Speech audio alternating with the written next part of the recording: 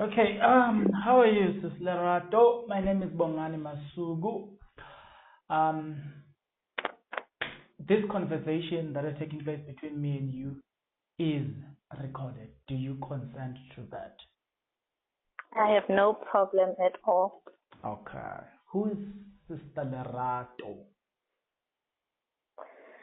Well, I'm Lerato Teffo. I'm Malisela, Daniel Teffo'S wife, also known as Advocate Teffo in the public. Thank you very much for that.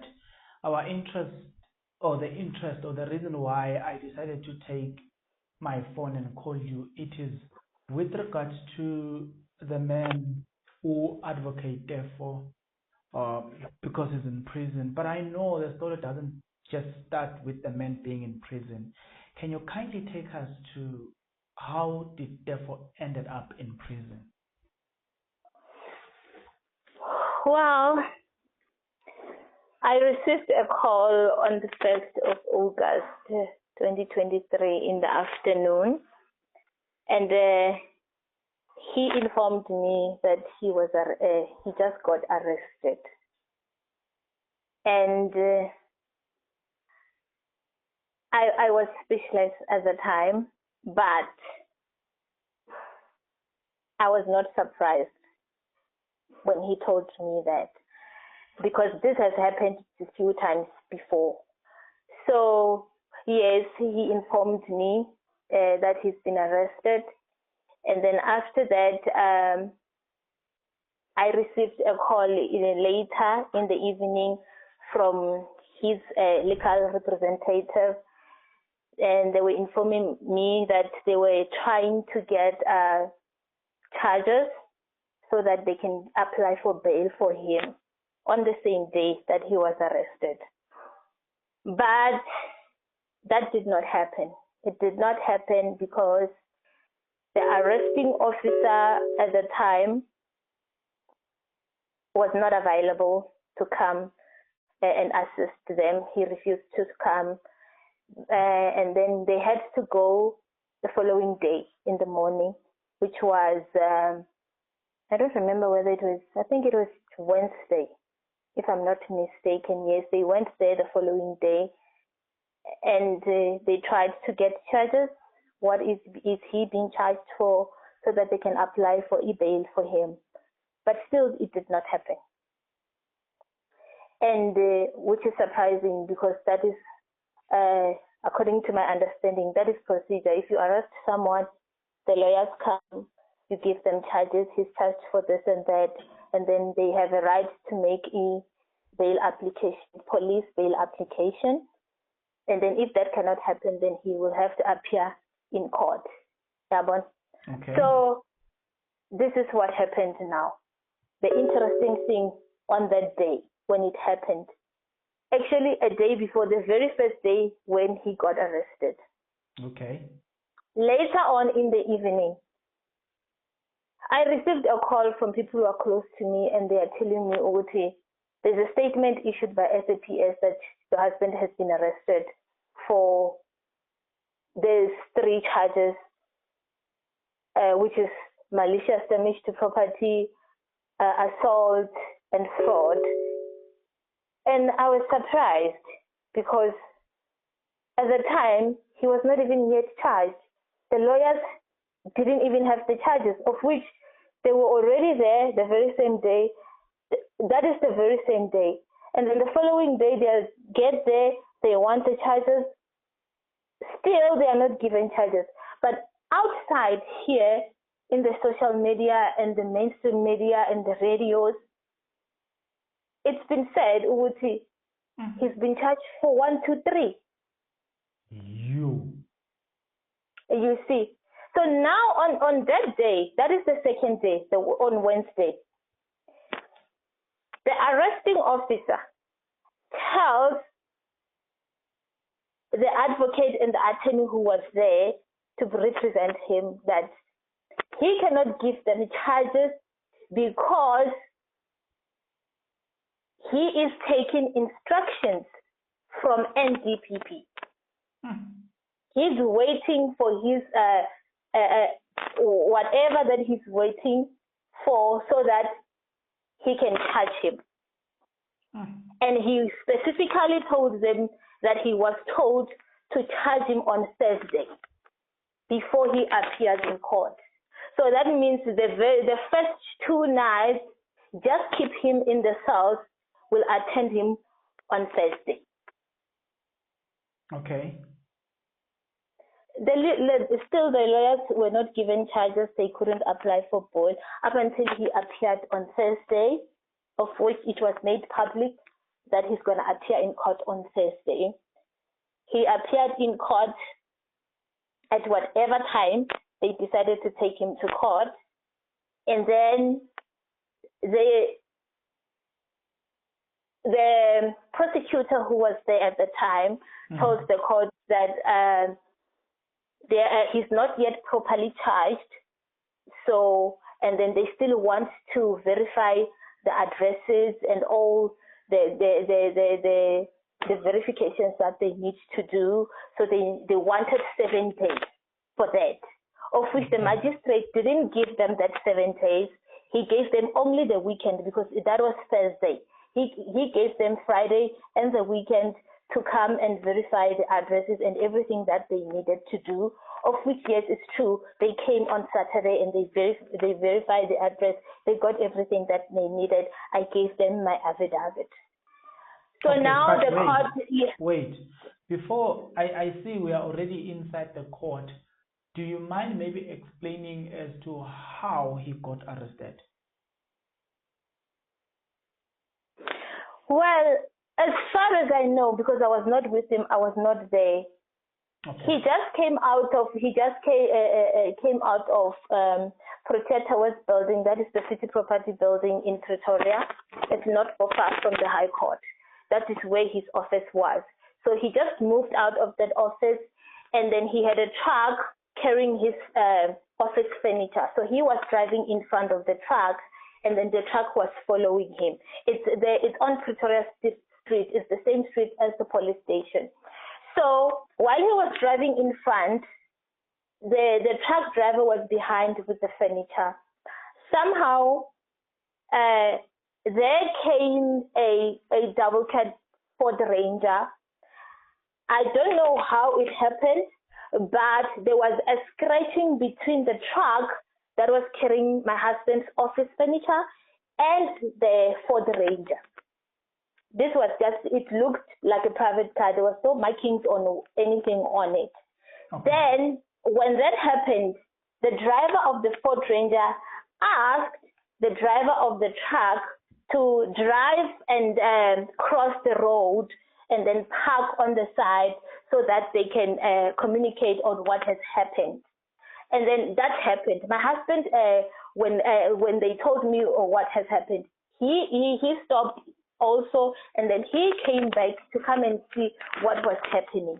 And then when he came, he got to realize that this Ford Ranger is actually a police car, unmarked police car. So the person who was driving it was telling the truck driver that the reason why I wanted you to stop so that we can talk is because this is a state car. So whatever happens to the state car, we have to get documentation. We have to know what has happened because we scratched each other. I don't know who scratched to who. Okay. So when my husband came and tried to see, okay, what is going on here? Then came another police. I don't know which car he was driving, how many they were, but police came, and then this is how he got arrested. I think his name, he's a detective. I don't know if I should mention, but I should mention his name. He's a police officer anyway. He's the one who arrested him. It's a detective, Sube. That's his name. So he arrested him. He told him, Guti, you are under arrest for whatever. I was not there. Then I don't know what happened. Then he called back up. He called police back up. They came in a kumbi if I'm not mistaken, they were plus minus 10, 11. They came there, they assisted with the arrest, and this is how he got arrested. So this is how he got arrested. So when they get to, because it's not far, it's just about few, plus minus 100 meters from where he got arrested and the police station. Wait. I heard you saying Pretoria Road, and you mentioned a police station. One will ask, where is Pretoria Road? Where is this police station then? It's in Pretoria. I don't know the actual address, but it's on the same street. Same street, like I'm trying to say, is it in Pretoria? Yes, in Pretoria Central. This is Pretoria. We're talking about Pretoria Central Police Station. Oh yes, they have an idea now. Let's continue. Yes, that's Pretoria Central Police Station. So on that same day, I'm gonna go back a little bit. On the same day when he got arrested, when these guys took him to the basement, they took him to the basement before they took him to the police cell. So he has claimed that he was assaulted by this group of policemen, of which on the same day, he opened a case against the arresting officer and his colleagues with IPID. Oh, okay. And then, yeah, I'm going to give you the case number for that, which is 38/8/23. Can you kindly that is the case. Kindly repeat the case number? 38/8/23. Yes. 8/23. Okay. That is the case number that opened with IPID. So it's fine. That happened on that day. He appeared in court on Thursday. It was mentioned in court that there's a case that has been opened against the arresting officer. And then obviously, as far as I understand, he cannot continue because he was the arresting officer and the IO on the case. Okay. Yes. So, but I can tell you up until today, I've never had, I tried to call IPID so that they can give me an update on what is going on that case. Nothing. Okay. Nothing has happened. So from that, up until where we are today, he's been going to court, he's been appearing in court every now and then. What is surprising is that every single time he has a court appearance, there's a new magistrate for the day. Wow, what are you telling me? Yes, there's a new magistrate who comes to preside over the case for the day. Every single time.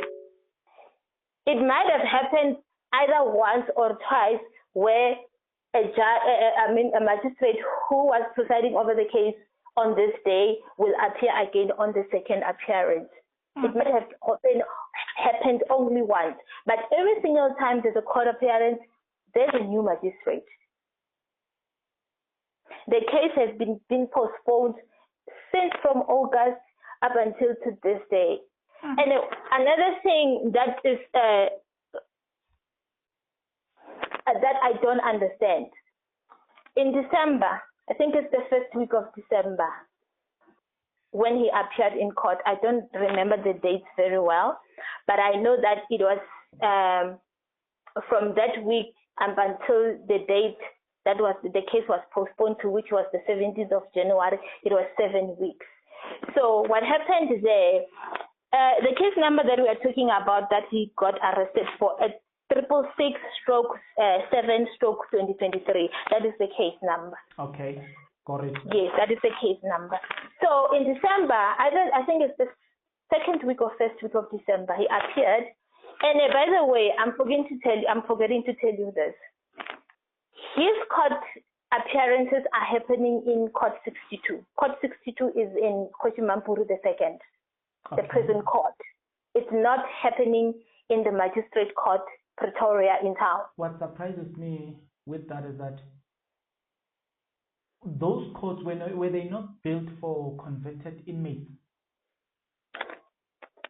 I don't know, Bongan. But then I don't know.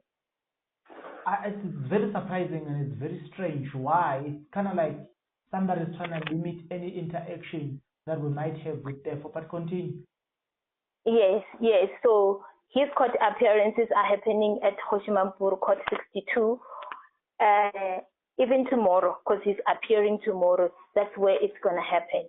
So here is what happened, Bongani. Last year, December, the second week of December, if not first week of December, they appeared in court, and the magistrate who was there, actually the state has asked for him to be taken for mental evaluation. Okay. Of which, yes, the magistrate gave an order for that, and it was, I think it was Wednesday, if I'm not mistaken. He went and then he postponed the case with only a day, and said they will come back on Friday. That was the first time his case was ever postponed with such a short space of time. So yes, he went on. It was Wednesday. On Friday, he went for the mental evaluation early in the morning before he appeared in court. He came back. The results were positive. There's nothing wrong with him. He's 99.9% normal person. Okay. So now, when this happened, the magistrate has said, now we are done with this. That means the next appearance, when it comes, we are going for a formal bail application. Okay. Fine, they agreed. Both sides, the defense and the state, they agreed. They are going for, actually the state said they are ready for trial. And then that's when the magistrate said, it means the next appearance, we are coming for formal bail application.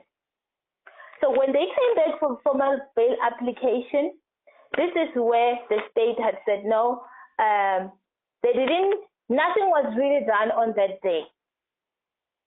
The state just came and then they said they want a postponement to the 17th of January. That was, I think, second week of December. Of December, yes. And then January comes, the 17th comes. When the 17th arrives, when he gets to court, obviously there's a new magistrate, and that one was postponed to the magistrate court in Pretoria, not court 62. Okay. But then when they get there, the state team of prosecutors who was there, they didn't come. Instead, there was a new prosecutor who came, and he comes with a different case number. I haven't got the case number, but he comes with something different. It was a very brief appearance, because they update me or on a daily basis all the time when they are called, because I don't personally go there. If you are not yet subscribed, what are you waiting for? Come on, good people, because to subscribe it is free, to like the video it is free, to comment in the comment section below it is free of charge, to click the notification bell it is free of charge, to share this video it is free of charge, to watch this video until the end it is free of charge. Also, good people, come on, to watch the ads it's free of charge, and that's how you financially contribute to this YouTube channel. Speaking about financially contribution to the channel, you can become a member of this YouTube channel from as little as 20 Rand a month. You can also use the super thanks button. In case you don't want to do that, guys, there is a way where you can use my media company banking details to donate to the channel, and you know what I'm saying, we'll bring you more, and also guys want to buy more equipment. So the power is in your hands. Please do the honorable thing as we proceed. So when this happened, my husband and they asked to recuse themselves because they couldn't understand what was it. Can you kindly repeat? I can hear you. Okay, no, continue then. I can hear you. Okay. So what happened on the 17th, there's a new prosecutor who came. He's coming with something else that they couldn't understand what was happening. It's not the 666 case. It's something else. And then the attorney was confused. They couldn't understand what was happening. Then they had asked the magistrate to recuse himself because they couldn't understand what was happening. They were not happy with however the court was being presided. So they asked the magistrate to recuse himself. Then the case was postponed to the 24th of January. Now when the 24th of January comes, this case, it's supposed to happen in court, in magistrate court in Pretoria, not 62 in prison. Okay. The day comes, then my husband was taken to magistrate court in Pretoria by the police. I don't know whether it's the SAPS police or it's the correctional service police. I'm not sure about it, but obviously they provide transport and security for that. Then he was taken to the magistrate court in Pretoria. When he gets there, yes, his case is on the roll. They just have to wait to be called. I'm telling you. He is in magistrate at this moment. He is in a magistrate court in Pretoria, right? Not Hoshimapur. Yes. No. Okay, continue then.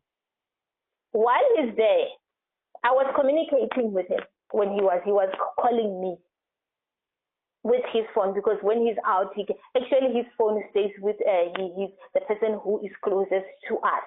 So okay. Whenever he goes to call, he's able to call me so that I can talk to him. While he's in the magistrate court in Pretoria waiting for his case to be called, they decided to proceed with his case at Court 62 in Hoshimapuru without him. Oh. The that lawyer was the 24th of January, right? Yes. Okay, continue. The lawyer, because my husband's communication is very limited, it's very, very limited.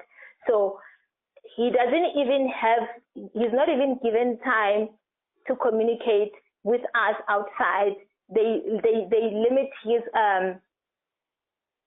calls, the calls that he can make from the public phone in the prison. So he didn't know that the lawyer went to Court 62. He's been taken to the magistrate court. When the lawyer gets there, he doesn't know where his client is, and then he's called. The case has been called. When he gets to court, the state tells the magistrate that Teffo'S is appearing in court in Hillbrow, Joburg. Ah. Yes. Yo. And then they had to postpone the case. When they finish, they communicate with whoever is in magistrate court Pretoria. The prosecutor who was there at the day, she drives back to the magistrate court in Pretoria, go and to tell the police who are transporting him, take him back to Hoshimapur. It looks like there is intentional delay on this case. Yes, it's very intentional. So that happened on the 24th of January 2024. Yes. Okay, that was his last bail. That was supposed to be a bail application, if I'm right, right? Yes. Okay. From there, when is the next bail application? Tomorrow, the 21st of Feb. Okay, to those, let me put it on record. The next bail application for Advocate Teffo is going to be on the 21st of February 2024. Where? At Court 62, Hoshimapuru the second in Pretoria. Apparently, not apparently, in fact, it's now a fact that we are to expect the unexpected. It might be said that he's appearing in KZN. Anything is possible when it comes to my husband. Only to find that he is at Pretoria Local Magistrate Court. Yes, it's possible. Just so that we can have another delay. Yes. Okay. Okay. We will talk about other stuff such as a legal representation, things like that. We will have time and talk about that. Let's just focus on what is about to happen on the 21st of February 2024. I think that was the purpose of this conversation. I know a lot of people will be disappointed to say, why don't I ask you more questions? But I want to put it on record that for today, the agreement was to cover this part of bail application and everything. Maybe the last question from me would be, let's talk about people who, the public, they might find interest in being where Tefo will be. They want to be there, see Tefo. What's the procedure? Do you know anything about the procedure? If I want to go to Hoshimamuru the second in Pretoria and support Advocate Tefo, to those who want to support Advocate Tefo? Well, I think for anybody who is interested and would like to attend his court proceedings, they can just go there, and then there's a reception there. They can just tell at the reception that they came here to attend Malisela Teffo'S case, of which I doubt if they will be allowed, but if they are lucky, they may be able to allow them to attend the court proceedings. Yeah. You know, when you hear things like that, you are so discouraged because, you know, when you look at police in general, you are expecting people to administer justice. When you think of correctional services, you're thinking of people that are rehabilitating people. When you think of judges and everything, you think of people with integrity. So, regarding what you have just said now, it's so surprising and it's so disheartening. Not long ago, the South African Parliament, what committee that deals with judges and everything that has got to do with the law, they had said that there are some few magistrates that have been suspended. Some that were about to be suspended for corruption. Someone has manufactured evidence, like the things that people whom we look upon with, you know, reverence and all the stuff. But now when such people do some horrible things, and you kind of feel like, what's going on here? Like, it's so disheartening. Bongani. Yes. It's heartbreaking. Honestly speaking, what has been happening, it's heartbreaking. And I'm lost for words for the things that we've been through. If I were to start and tell you what has been going on before the public knew that there's a person called Advocate Tefo, and after, you won't be saying, you will think it sounds like a movie. It sounds like a movie. Everything is unbelievable. Everything that has been happening is unthinkable.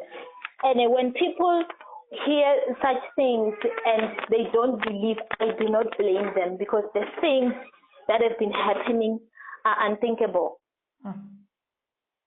And it's sad. It's very sad for South African justice system, because everybody is watching. The whole world is watching. Yeah.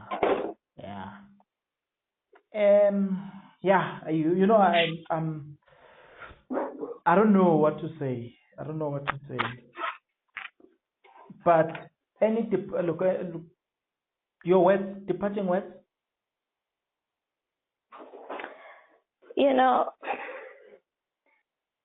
I'm hopeful. I've never lost faith.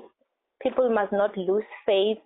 It's not just about him, my husband. There's other people who are also going through a lot, but then they cannot voice it out. They don't have a voice to say that. But there's a whole lot of people out there who are suffering under what is so-called South African Police Service. I don't know what kind of a service is that, but there's a whole lot of people who are suffering for absolutely nothing. But I'm hopeful that one day South Africa as a whole and the whole world will come to see the real truth of what is exactly going on in our criminal justice system. Trust me, Bongani, and the people out there, if this was not happening to me personally, and it was just happening from a distance, it was going to be very difficult for me to believe the life that I'm in, the life that I'm living right now. We will definitely have time, make time, talk about everything from the beginning. That is a promise I make. I will definitely get in touch with you. We'll talk about the other stuff. But here are my departing words. Because you are a Christian, you are a prayerful woman. I just like to give you these two verses. In fact, let's just look. I'll just read it. It's Isaiah 43 verse 2. It says, "When you go through waters, I will be with thee. Through the rivers, they shall not overflow thee. When you walk through the fire, thou shalt not be burned, neither shall the flame kindle against thee." That's Isaiah 43 verse 2. Isaiah 49 verse 6.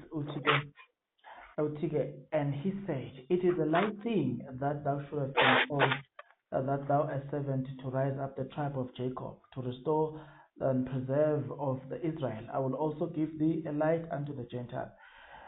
But the most interesting part to me is the first verse that says, "Yeah, even when you go through the most difficult time, I will be with you." And I don't know what to say, given the circumstances that you are in. I just don't know what to say to you, Lerato. The only thing I can pray for you. That's the only thing I can say. Well, in closing, I would really like to say to the public, my husband will walk out of that prison in one piece. Whether they like it, they don't, whoever is the director of this movie, he will walk out of that prison in one piece. My last word now to you is that Isaiah 54 verse 17, I like it when it says, "Look, no weapon that is formed against thee that shall prosper. Every tongue that shall rise against thee in judgment thou shalt condemn. This is the heritage of the servants of the Lord, and their righteousness is of me, saith the Lord. There shall no weapon formed against you, Lerato, Teffo, and your husband, Advocate Teffo. Despite the fact that you guys are going through, I will continue to pray for you. I will continue to pray with you. I know you are a prayerful woman. I've been interacting with you. You don't sound your problem. You don't sound like the way, you know what, sometimes I will call you thinking, man, you are depressed. But I can tell you this, and one thing I like about you, you don't sound your problems. You don't sound like your problems. You sound like a person who is believing that therefore will come out of this alive. So what you have just said, I just want to emphasize it to people out there. She's not just saying it. She believes it. The way this woman speaks, yeah, she doesn't sound like her problems. That's all I can say. And that's what I like about you. And I wish that you keep this positive attitude. Thank you so much, Bongani. Thank you so much. And thank you for the support of everybody. I see the messages, the comments, everything. Thank you so much.